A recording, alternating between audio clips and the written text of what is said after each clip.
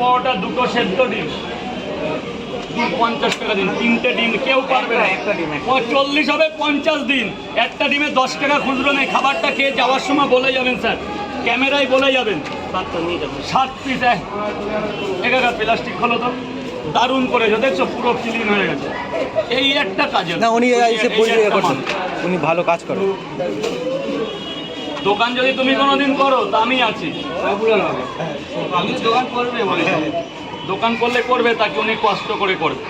ময়দা মাখতে মাখতে উনি খেলিয়ে যাবে দোকান।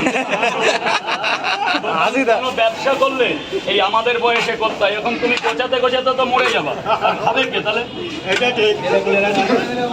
আমরা এখন গুছিয়ে যা জমাবো পুরো বয়সে বসে খাবো। এটা কাজ বাবা আপনার দাদা, গেটটা ছেড়ে দেন না ভাই, গেটটা ছেড়ে দেন। এটা দিয়ে যাবো কেন ভাই? ছেড়ে দেন। অমিতার ছেড়ে যান না, তো দিয়ে চলে যাবো। বড়টা বেশি মেরো না অমিতা। চলে আসুন। 50 টাকা খাবে না নিয়ে যাবে।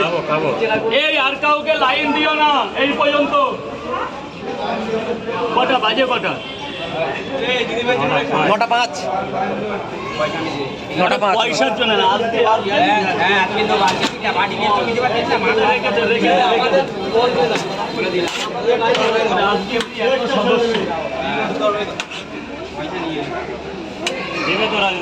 কটা? 50 টাকা বললাম। কটা বাজে? 9:05। চলে যাবো। হ্যাঁ হ্যাঁ, 4টে পরোটাতে ডিম দেবো তো। আর কেউ লাইন দেবে না দাদা, তুমি পর্যন্ত।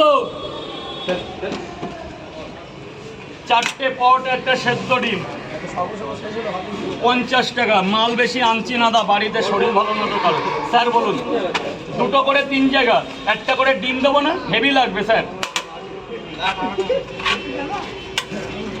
দুটো স্যার কত টাকা? 30 টাকা।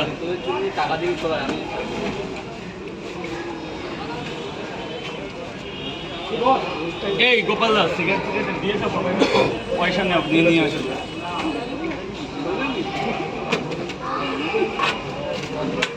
দুটো 2 জায়গা। দে না, ছাড়িয়ে দে না, কাটতে হবে না, ছাড়িয়ে দে। সত্যি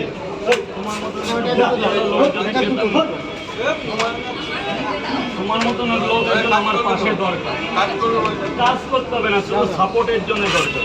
আমার হ্যাঁ, আমার একটা সাপোর্টের লোক এই জায়গাটা। কিন্তু দেখো না, যদি কোনো কেউ কোম্পানিতে জব টপ করে যেই স্যালারি দেয় আমি সেই স্যালারি দেবো। জাস্ট একটু সাপোর্ট, যে আমি পেরে দাদা, আমি পেরে উঠি না, আমার প্রচুর টাকা মাছ যায়, ডেলি 500-700 টাকা মাছ যায়। ওই টাকাটা তাকে দিলেও তো সে যে স্যালারি পাই তাই দিয়ে দেবো।